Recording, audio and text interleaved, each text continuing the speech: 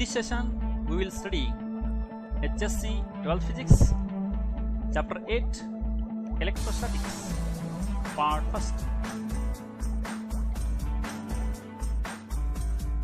First point is introduction. Now consider these fundamental points regarding this electrostatics. Electrostatics is the study of charges at rest, and electrodynamics is the study of charges in motion. म्हणजे charges जे आहेत, भार जे आहेत, धनभार ऋणभार हे ज्यावेळी स्थिर असतात त्यावेळी त्यांचा जो अभ्यास आहे तो इलेक्ट्रोस्टॅटिक्समध्ये करतात. तेच चार्जेस जर मोशन असतील, मूव्हिंग असतील, तर त्या मूव्हिंग चार्जेसचा अभ्यास जे आहे त्याला आपण इलेक्ट्रोडायनामिक्स किंवा करंट इलेक्ट्रिसिटी असं म्हणतो. तत्पूर्वी आपण ऑलरेडी प्रिव्हियस स्टँडर्डमध्ये हे पीस ऑफ पेपर जे आहेत, पीस ऑफ पेपर्स हे ड्राय जे कोम आहे हे कोम आपण जर हेअरमधून रन केला तर हे पीस ऑफ पेपर ह्याला अट्रॅक्ट करतात, ह्यामध्ये चार्जेस फॉर्म होतात. हे आपण स्टडी ऑलरेडी केलेला आहे. त्यानंतर इलेक्ट्रिक लाईन्स ऑफ फोर्स जे आहेत, त्यानंतर इलेक्ट्रिक फ्लक्स जे आहेत, ह्या electric lines of force passing to particular unit area हे फ्लक्स असतात फाय. हे पण आपण पाहिलेलं आहे प्रिव्हियस स्टँडर्डमध्ये. त्यामध्ये गॉस थेरम जे आहे, the Gauss law written as phi equal to Q by epsilon naught और epsilon 0 equal to line integration of E bar dot D S bar. तर हा एनी इरेग्युलर शेप असेल बॉडी, त्याच्यामध्ये आपण जर चार्ज एन्क्लोज केला, चार्ज एन्क्लोज केल्यानंतर आपण जर प्लस चार्जेस एन्क्लोज केला तर ह्यामधून इलेक्ट्रिक लाईन्सचा फोर्स जे आहेत त्या बाहेर पडतात, इमिट होतात. या ज्या बाहेर पडणाऱ्या इलेक्ट्रिक लाईन्सचा फोर्स जे आहेत त्याला आपण इलेक्ट्रिक फ्लक्स म्हणतो. या फ्लक्स फाय जे आहेत हा phi 1/ε0 times charge enclose by that surface. म्हणजे त्यामध्ये आपण जो काही चार्ज एन्क्लोज केलेला आहे त्या एन्क्लोज केलेल्या चार्जच्या 1/ε0 और ε0 टाइम्स इतक्या फ्लक्स असतात. हा गॉस थेरम आहे, तो आपण ऑलरेडी स्टडी केलेला आहे. Where phi is the total flux coming out of the close surface and Q is the total charge inside the close surface.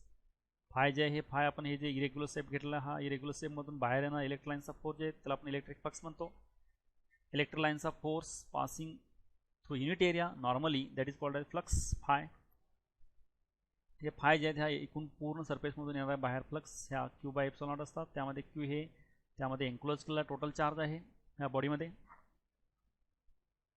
Common steps involved in calculating electric field intensity by using Gauss theorem. आता Gauss theorem वापरून आपण जे electric field intensity calculate करतो त्यामध्ये काही common steps आहेत. त्या common स्टेप्समध्ये पहिली स्टेप आहे describe the charge distribution linear surface और वॉल्यूम.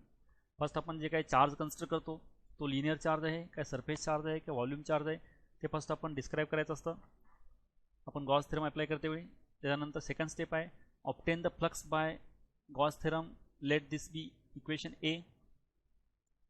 गॉस थेरम वापरून जे त्यामधून जे बाहेर पडणारे फ्लक्स आहेत ह्या फ्लक्स कॅल्क्युलेशन करायचे आहेत अकॉर्डिंग टू गॉस थेरम, त्याला आपण इक्वेशन ए म्हणायचं आहे. Visualise the Gaussian surface and justify it. त्यानंतर आपण गॉसियन सरफेस एक कन्सिडर करायचा, त्या गॉसियन सरफेसमधून बाहेर पडणारे फ्लक्स जे हे आपण कॅल्क्युलेट करायचे आहेत जस्टिफाय करून. With the electric field intensity E as unknown obtain the electric flux by calculation using geometry of the structure and symmetry of the Gaussian surface, let this be phi B. तर आपण electric field अजून geometry वापरून, symmetry वापरून, Gaussian surface वापरून अजून एक वेगळ्या दुसऱ्या मेथडनं आपण इलेक्ट्रिक फ्लक्स काढायचे फ्लक्स फाय, त्याला आपण इक्वेशन बी मानलं. आणखीन equate R H S of equation A and equation B and calculate E. तर दोन्ही इक्वेशन जे आहे, ए इक्वेशन जे आपण गॉस थेरमनं काढलेले फ्लक्स आहेत, आणखीन जॉमेट्री जे वापरून आहे ह्याच्यामधून आपण जे काढलेले फ्लक्स बी आहे इक्वेशन, हे दोन्ही इक्वेशन इक्वेट करायचे आहेत. इक्वेट करून आपल्याला इलेक्ट्रिक इंटेन्सिटी ई कॅल्क्युलेट करायचं आहे. ह्या कॉमन स्टेप जे आहेत प्रत्येक आपण इलेक्ट्रिक फील्ड इंटेन्सिटी कॅल्क्युलेशन करते वेळी आपण ह्या कॉमन स्टेप आपण सर्व ठिकाणी वापरतो.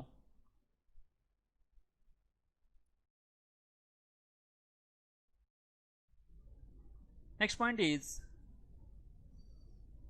Applications of Gauss law. आता आपण इथं गॉस लॉ जे आहे गॉस लॉची ॲप्लिकेशन्स पाहायचे आहेत. त्यामध्ये फर्स्ट ॲप्लिकेशन आहे electric field intensity due to uniformly charge spherical shell और हॉलोस्फियर. आता युनिफॉर्मली चार्ज स्पेरिकल सेल किंवा हॉलोस्फियर जे आहे याच्यामुळे असणारी इलेक्ट्रिक फील्ड इंटेन्सिटी त्याच्या आउटसाईडला याचं आपण इक्वेशन कॅल्क्युलेशन करणार आहोत. त्यासाठी consider this diagram and corresponding this animation. In this case, consider a sphere of radius capital R with its center at O. हा स्पियर आहे, ह्या स्पियरचं सेंटर O आहे. इथं पण दाखवलं एनिमेशन मध्ये स्पियर सेंटर आहे O. हा स्पेरिकल शेप बॉडी आहे. Charged to a uniform charge density sigma coulomb per metre square. तर याच्यावरती चार्ज प्लेस केलेला आहे या स्पियरवरती. हा जे स्पियर आहे याच्यावरती स्पियरवरती चार्ज प्लेस केलेला आहे आणि हा जे चार्ज आहे एका युनिट एरियावरती सिग्मा इतका आहे, that is surface charge density, placed in dielectric medium of permeability epsilon. तर हे सराउंडिंग जे आहे एक डायलेक्ट्रिक मीडियम आहे, ह्या डायलेक्ट्रिक मीडियममध्ये ठेवलेला हा स्पियर ज्याची परमिएबिलिटी जे आहे इप्सिलॉन आहे और इप्सिलॉन आहे आणि इप्सिलॉन म्हणजेच इप्सिलॉन नॉट के किंवा इप्सिलॉन 0 के. तर total charge on the sphere Q is एका युनिट एरियावरती सिग्मा इतका चार्ज आहे. तर हा स्पेरिकल शेप ऑब्जेक्ट आहे, या स्पेरिकल शेपचा एरिया जे आहे 4πr² येतो जर रेडियस आपण कॅपिटल घेतली तर. त्यामुळे ह्या पूर्ण स्पियरवरती असणारा चार्ज आहे Q sigma into 4πr², that is surface charge density into area, that is total charge. By Gauss theorem the net flux through a closed surface phi equal to, according to Gauss theorem, this flux Gauss theorem is q by epsilon. If this actually q by epsilon not k, that is q by epsilon, this equation actually this phi equal to q by epsilon, but epsilon is epsilon not k, but k is 1 for air vacuum free space, hence only q by epsilon. Here for air vacuum k equal to 1, where q is the total charge inside the closed surface. हा spherical object आहे, ह्या spherical ऑब्जेक्टमध्ये इनसाइडला पण ठेवलेला charge आहे, हा Q इतका आहे. ह्या ॲनिमेशनमध्ये पण दाखवलेला आहे तो चार्ज. हे स्पेरिकल बॉडी आहे, याच्यावरती चार्ज प्लेस केलेला आहे. हे आणि याचं रेडियस कॅपिटल आर आहे या स्पियरची. क्यू इतका चार्ज आहे टोटल स्पियरवरती असणारा चार्ज. एका युनिट एरियावरती असणारा चार्ज सिग्मा आहे, हे इथं डायग्राममध्ये पण दाखवलेलं आहे. हा कॅपिटल आर हे डार्क लाईनचा स्पियर आहे, हा याच्यावरती चार्ज ठेवलेला आहे क्यू. याचा याची रेडियस आहे कॅपिटल आर.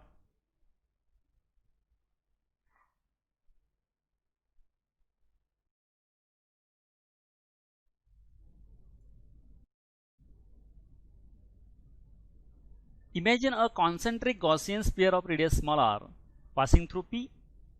आता आपण हा P पॉईंट जे आहे ह्या P पॉईंटमधून पास होईल असा एक स्मॉल आर रेडियसचा आपण गॉसियन सरफेस इमेजिन केला. ह्या डायग्राममध्ये पण आहे, त्या ॲनिमेशनमध्ये पण दाखवलेला आहे. स्मॉल आर इतक्या रेडियसचा आपण हा गॉसियन सरफेस कन्सिडर केला आहे की जो P पॉईंटमधून पास होतोय. Let ds be a small area around the point P on the Gaussian surface. आता ह्या गॉसियन सरफेसवरती आपण इथं हे ds एरिया इमेजिन केला, ds एरिया कन्सिडर केला. इथं पण दाखवलेला आहे हा ds एरिया आहे गॉसियन सरफेसवरती. The electric field intensity at a point P at a distance small r from the centre of the charge sphere. आता ह्या चार्ज स्पियर जे ह्या चार्ज स्पियरमुळं असणारं इथं P पॉईंटला असणारं इलेक्ट्रिक फील्ड इंटेन्सिटी आहे, ही फील्ड इंटेन्सिटी जो P पॉईंट स्मॉल आर इतक्या अंतरावरती आहे सेंटरपासून, तिथली आपल्याला इलेक्ट्रिक फील्ड इंटेन्सिटी काढायची आहे. त्यासाठी आपण first flux D five through the area ds.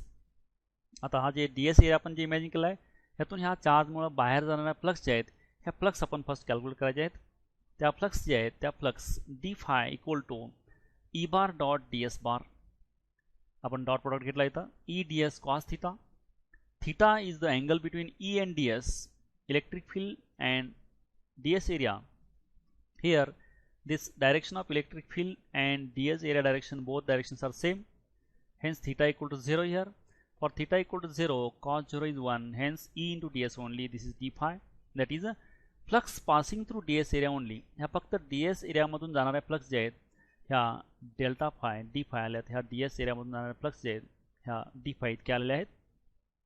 तर total electric flux through the Gaussian surface, आता फक्त ह्या ds area मधून जाणारे फ्लक्स जे आहेत हे आपण इथं कॅल्क्युलेट केला डी फाय.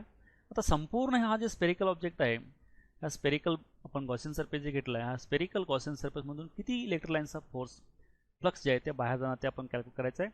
ते फाय जे आहे ते सर्व integration means addition of all D five, that is ह्या ds area मधून जाणारे फ्लक्स, नेक्स्ट ds area मधून जाणारे फ्लक्स, नेक्स्ट ds area मधून जाणारे फ्लक्स, नेक्स्ट ds area, असे आपण ह्या गॉसियन सरफेसवरती आपण ds जर आपण एरिया कन्सिडर केले तर त्या प्रत्येक ds एरियामधून जाणारे फ्लक्स जे आहेत ह्या d फाय असतील. त्या सर्वांचे पण ॲडिशन केली की टोटल फ्लक्स जे आहेत ह्या स्पेरिकल आपण गॉसियन सरफेस जे कन्सिडर केलं आहे त्यातून जाणारे फ्लक्स मिळतील. म्हणून आपण फाय जे आहे हे इंटिग्रेशन केलेलं आहे. इंटिग्रेशन ऑफ d फाय आहे. d फाय म्हणजेच काय, हे e इंटू ds आहे. पण इंटिग्रेशन एक क्लोज पाथचा आहे कारण हा पाथ हा क्लोज आहे म्हणून आपण क्लोज पाथचं इंटिग्रेशन घेतलेलं आहे. e into ds, but this e into ds आपण ऑलरेडी कॅल्क्युलेट केलं आहे. तर e इंटू ds आहे फक्त e बार डॉट ds बार आहे, हे आपण e इंटू ds आलेलं आहे. e इलेक्ट्रिक फील्ड कॉन्स्टंट आहे पण हे इंटिग्रेशनच्या बाहेर घेतली. आणि इंटिग्रेशन ऑफ ds जे म्हणजे addition of ds area for close path. आपण जर हा ds एरिया आपण पूर्ण क्लोज पाथमध्ये जर ॲड केला तर हा संपूर्ण स्पिअरचा एरिया जे आहे हा 4πr² येतो, ज्याची रेडियस स्मॉलर आहे म्हणून. हे इक्वेशन 2 आहे. म्हणजे आपण ह्या गॉसियन सरफेसमधून जाणाऱ्या फ्लक्स बाहेर फाय जे आहेत ह्या फाय आपण कॅल्क्युलेट केल्या, ह्या आलेल्या आहेत E4πr².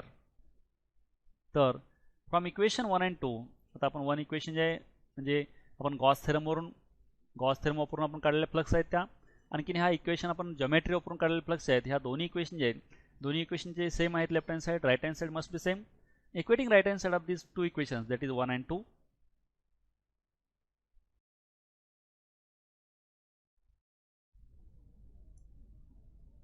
Next, equating this equation 1 and 2, then right hand side of these two equations, q by epsilon naught equal to e into 4πr².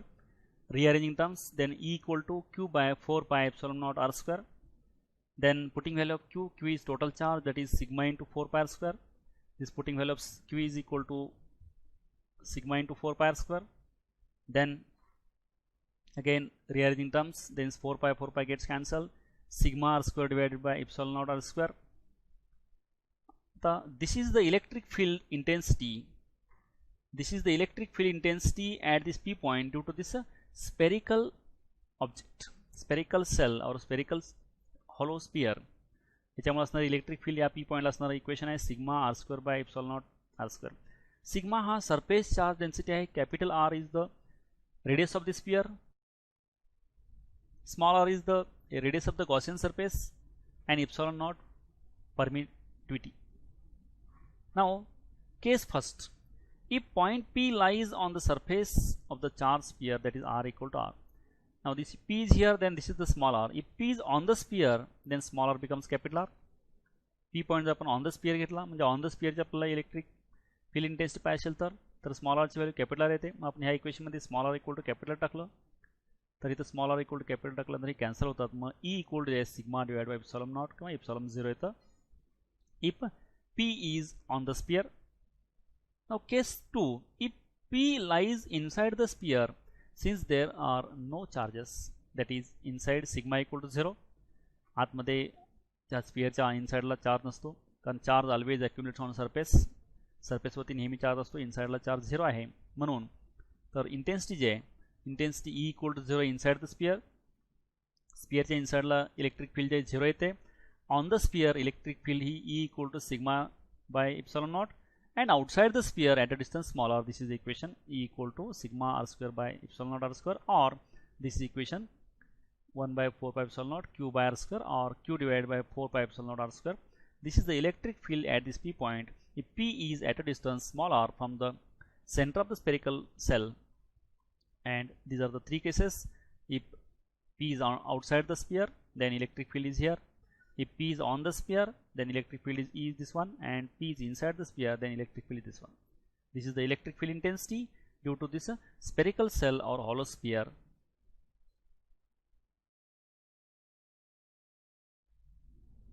Now next one is, this is the second application of this Gauss theorem, that is electric field intensity due to an infinitesimally long straight charged wire. आता infinitely long straight charge wire जे आहे त्या charge वायरच्या सराउंडिंगला असणारं electric field intensity जे आहे ही field intensity आपल्याला इथं कॅल्क्युलेट करायची आहे. Second application of this Gauss theorem. Now consider this diagram and corresponding animation of this is. Now consider a uniformly charged wire of infinite length having a constant linear charge density lambda charge per unit length kept in a medium of permittivity epsilon or epsilon equal to epsilon naught k. Now हा long जे आहे long uniform charged wire आहे ज्याची infinite length आहे, असा long charged wire हा infinite लेंथचा आहे.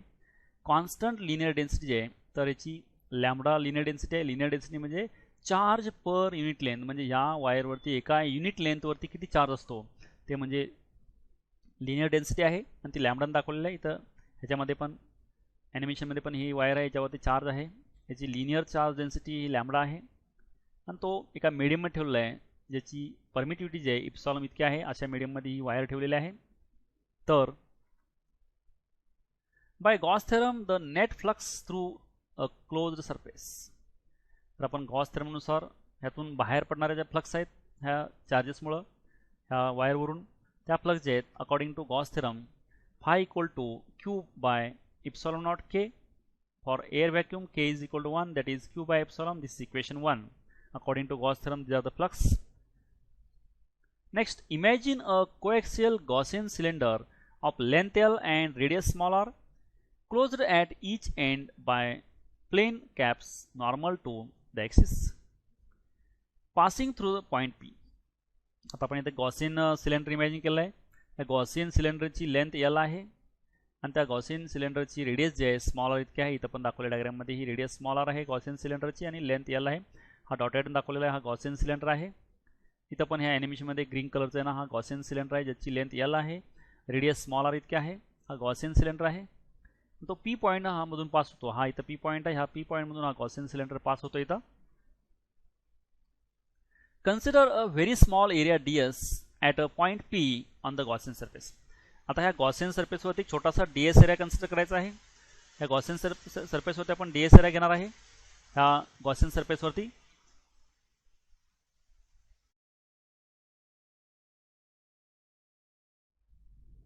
Now to find the electric field intensity at P at a distance small r from the charge wire. आता चार्ज वायर आहे, ह्या चार्ज वायरपासून आपण P पॉईंटला पण आपण फर्स्ट इथं इलेक्ट्रिक फील्ड इंटेन्सिटी काढायची आहे. त्यासाठी आपण first flux d phi through the area ds. आता ह्या गॉसियन सरफेसवरती आपण फर्स्ट एक ds एरिया कन्सिडर करायचा आणि ह्या फक्त ds एरियामधून किती फ्लक्स बाहेर जातात त्या फ्लक्स आपण बघायचे आहेत. त्या ज्या फ्लक्स आहेत त्या flux d phi equal to E bar dot ds बार.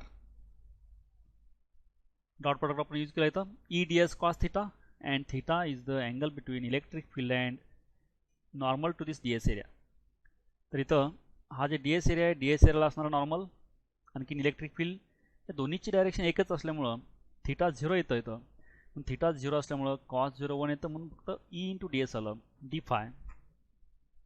आणि हे डी फाय जे आहे तर फक्त ds एरियामधून बाहेर जाणाऱ्या इलेक्ट्रिक फ्लक्स ह्या डी फाय आल्या. तर next total electric flux through the Gaussian surface five. आता संपूर्ण आपण हा डॉटेड जे गॉसियन सरफेस घेतलेला आहे ह्या गॉसियन सरफेसमधून बाहेर जाणारे फ्लक्स जे आहेत या फ्लक्स फक्त हा कर्व्ड सरफेस जे आहे ह्या कर्व्ड सरफेसमधूनच इलेक्ट्रिक फ्लक्स बाहेर जातात. इकडं सर्क्युलर सरफेस जे आहे हा सर्क्युलर सरफेसमधून अपला डाऊनला इलेक्ट्रिक फ्लक्स बाहेर पडत नाहीत, कारण इलेक्ट्रिक फील्ड जे आहेत इलेक्ट्रिक फील्ड लाईन्स ह्या ऑलवेज ह्या सरफेसला परपेंडिक्युलर डायरेक्शनमध्येच बाहेर पडतात. म्हणून इकडं वरती अबाऊला आणि डाऊनला ह्या फ्लक्स नाही आहेत. फक्त हा कर्व्ड सरफेस जे आहे ह्या कर्व्ड सरफेसमधून इलेक्ट्रिक फ्लक्स बाहेर पडतात. म्हणून हे टोटल फ्लक्स जे आहे फर्स्ट ह्या ds एरियामधून किती बाहेर पडल्या, next ds area, next ds area, next ds area, असे प्रत्येक ह्या ज्या गॉसियन सरफेसवरती आपण जे ds एरिया कन्सिडर केले त्या प्रत्येक ds एरियामधून किती फ्लक्स बाहेर पडल्यात ते आपण इथं ऑलरेडी कॅल्क्युलेट केलं. E into ds that is E bar dot ds बार. हे डिफाय आहे म्हणून आपण टोटल फ्लक्स जे फाय हे इंटिग्रेशन ऑफ डिफाय घेतलं. डिफाय म्हणजेच ई बार डॉट ds बार. हे क्लोज पाथचं इंटिग्रेशन आहे. E bar dot ds bar आपण हे कॅल्क्युलेट केलं तर ई इंटू ds येतं. मग ई जे आहे ई कॉन्स्टंट टर्म आहे, electric field out of integration घेतली. इंटिग्रेशन ऑफ ds जे आहे ds म्हणजे हा ds एरिया जे आहे हा कर्व्ड सरफेसचा एरिया जे आहे हा 2 पाय आर एल येतो curved surface area. This is phi going outside through this Gaussian surface according to जॉमेट्रीनुसार आपण हे फ्लक्स यातून ज्या बाहेर जाणारे फ्लक्स आहेत ह्या बाहेर जाणारे फ्लक्स आपण कॅल्क्युलेट केला. हे इक्वेशन 2 आहे आणि ऑलरेडी आपण इक्वेशन 1 जे आहे गॉस थेरमनुसार ज्या जाणारे फ्लक्स आहेत त्या पण आपण कॅल्क्युलेट केले आहेत. त्यानंतर फ्रॉम इक्वेशन 1 and 2 गॉस थेरमनुसार काढलेले आपण फ्लक्स आणखीन ह्या जॉमेट्रीनुसार काढलेले फ्लक्स दोन्ही पण सेमच आहे, त्यामुळं त्याची राईट हँड साईड आपण इक्वेट केली राईट हँड साईड इक्वेट केल्यानंतर इक्वेशन 1 आणि 2 चे राईट हँड साईड जे q by epsilon naught equal to E into 2 pi RL, rearranging terms and writing this for E equal to this q by epsilon naught and this E equal to q by 2 pi epsilon naught RL, rearranging terms. Then again this putting value of this q is lambda into L, then L gets cancelled since q equal to lambda into L. Therefore E is equal to lambda upon 2 pi epsilon naught R.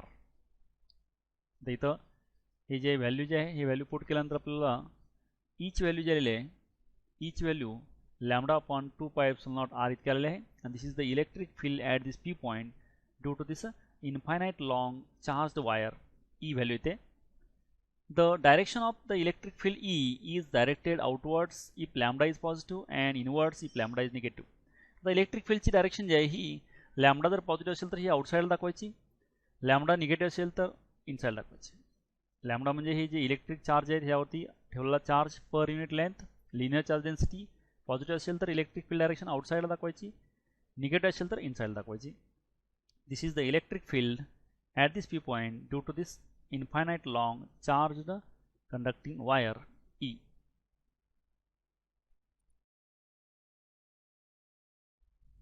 Next one is third application of this Gauss theorem is electric field due to a charged infinite plane sheet.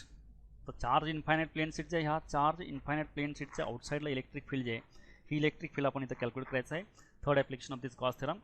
Now consider this diagram and corresponding animation of this diagram. Now here consider a Gaussian surface around P in the form of cylinder having cross section area A and length 2r with its axis perpendicular to plane of sheet. आता हा आपण एक Gaussian surface घेतलेला आहे ज्याचा area A आहे, distance 2r आहे, इथून इथपर्यंत स्मॉल r आहे, इकडून इकडे पण स्मॉल r आहे, टोटल डिस्टन्स 2r आहे. असा हा सिलेंडर आहे आणि याचं जे ॲक्सिस आहे हा ॲक्सिस ह्या प्लेन शीटला परपेंडिक्युलर आहे. The plane sheet passes through the middle of the length of the cylinder such that the ends of the cylinder called P and P dash are equidistant at a distance smaller from the plane sheet. आता दोन्ही जे P आणि P dash जे ends आहेत ह्या Gaussian सरफेसची ते equidistance आहे, इकडे पण R आहे, इकडे पण R अंतरला आहे. आणखीन हा प्लेन शीट जे हा प्लेन शीट ह्या सेंटरमधून पास होतो ह्या गॉसियन सरफेसच्या. हे एनिमेशनमध्ये पण दाखवलेलं आहे. हा प्लेन शीट आहे, चार्ज प्लेन शीट, हा गॉसियन सरफेस जे आहे सिलेंड्रिकल ह्यामधून पास झालेला आहे तो.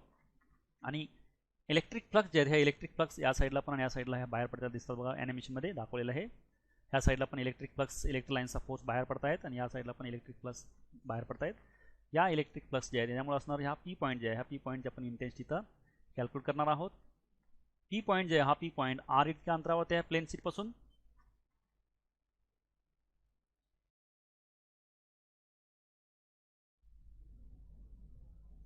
Now here the total flux through the closed surface is given by, आता हा जे क्लोज सरफेस आहे ह्या क्लोज सरफेसमधून ज्या टोटल फ्लक्स बाहेर पडणार आहेत त्या फ्लक्स फाय ह्या integration of E D S P साईडच्या plus integration of E D S P dash साईडचं. म्हणजे ही पी साईड जे आहे या साईडपासून बाहेर पडणारा इलेक्ट्रिक फ्लक्स आणि पी डॅश साईड इकडची जे आहे यामधून बाहेर पडणारे फ्लक्स जे आहेत दोन्ही साईडच्या ई इंटू डी एस.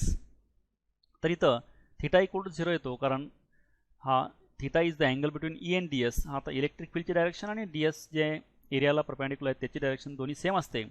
पण थिटा 0 येतो, थिटा 0 आल्यामुळे इथं कॉस 0 1 येतं. म्हणून हे ई आणि इंटिग्रेशन ऑफ डी एस जे आपण डी एस जर एरिया आपण ॲड करत गेलो तर टोटल एरिया आपण ए घेतलेला आहे. म्हणून हे integration of E as it is आणि integration of D S is A. Here also E as it is and integration of D S is A. E A plus E A, this is phi equal to 2 E A. This is equation 1. these are the flux going outside if this charge is plus. In case of charge is minus coming inside, flux through this area A, phi equal to 2 EA from equation 1. Now if sigma is the surface charge density, sigma is the surface charge density means charge per unit area, एका unit area वरती असणारा charge sigma, then sigma is total charge divided by total area, that is sigma. Rearranging terms, total charge equal to sigma into area. And from Gauss theorem, according to Gauss theorem, flux coming outside, that is phi equal to total charge divided by epsilon naught, and this total charge is nothing but sigma into A, hence phi equal to sigma A divided by epsilon 0 or epsilon naught. This equation 2 according to Gauss theorem. म्हणजे आपण according to Gauss theorem जे flux इथून बाहेर पडतात ते काढल्या, आणि according to geometry ह्या फ्लक्स जे आहेत इकडं आपण कॅल्क्युलेट केलेले आहेत इक्वेशन 1.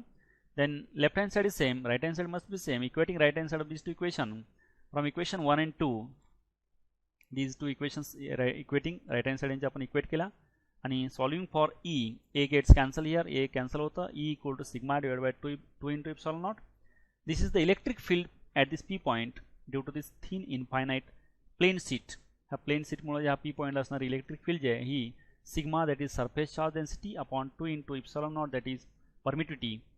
इथं ॲनिमेशनमध्ये दाखवलेलं आहे, इकडे इलेक्ट्रिक फील्ड ज्या बाहेर पडल्या दोन्ही साईडच्या, त्यामुळे असणारी इथली E पॉईंटची इलेक्ट्रिक फील्ड इंटेन्सिटी जी आहे इथं आपण ह्या इक्वेशनना काढू शकतो.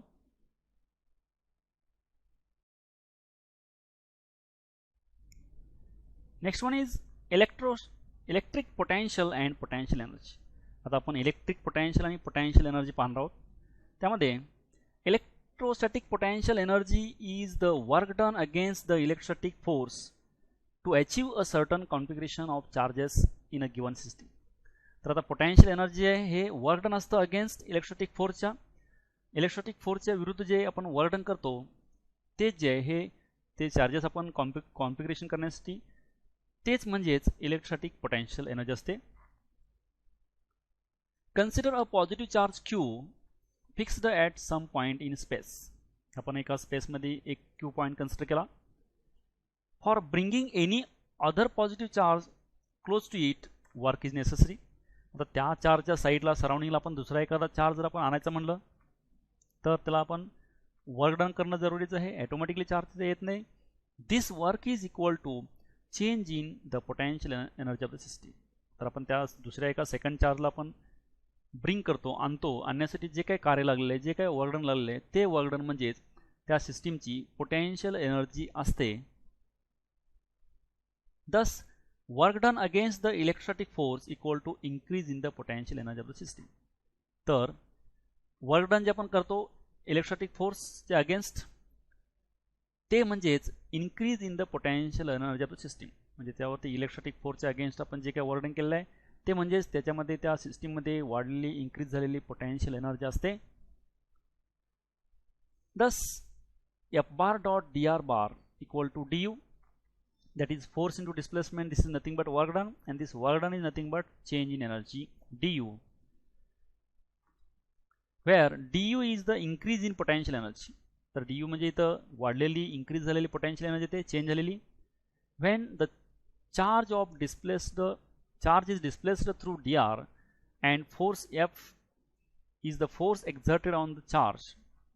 जर आपण dr हे डिस्टन्स घेतला आपण F इतका फोर्स घेतला